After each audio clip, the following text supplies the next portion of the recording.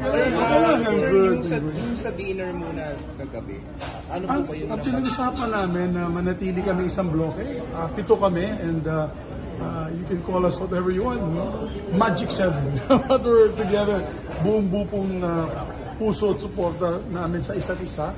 And hindi pa namin alam kung may manatili po kami independent. So we're still discussing it. Ang sabi nga namin, let's give it a break. So magbe-break muna kami. And when we come back, we'll make that decision. Pero so far, ang kagandahan po nito ay talagang lumakas lalo ang aming samahan. Sa hirap at ginhawa, talaga yung seatmates group namin na to ay nagsama-sama hanggang sa huli. Sir, namin po ni Senator Bato de la Rosa na talagang pumirma siya dun sa... May we get your... Alam mo, I thought I've seen strange things in my political career.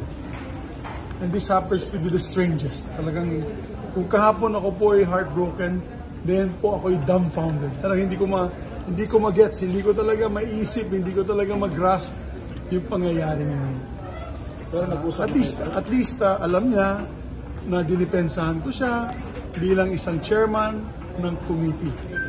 At dahil dyan, nagkaroon po ng sakripisyo, ako po yung sakripisyo dyan, na nawala po ako sa posisyon. Okay lang po yan. Let's move on.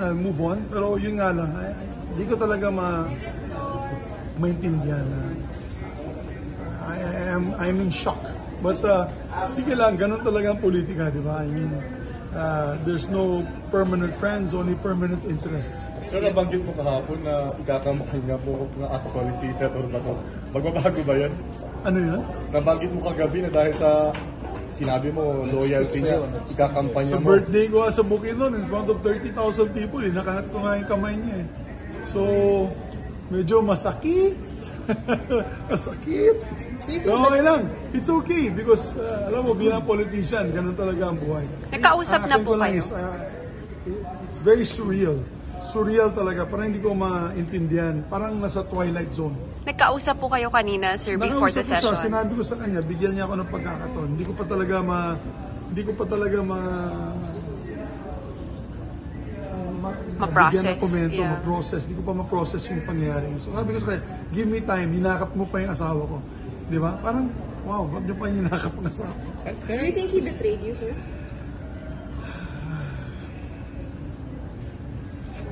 I'll let the people decide. Thank you guys. Thank you. Thank you, sir. Thank you po, sir.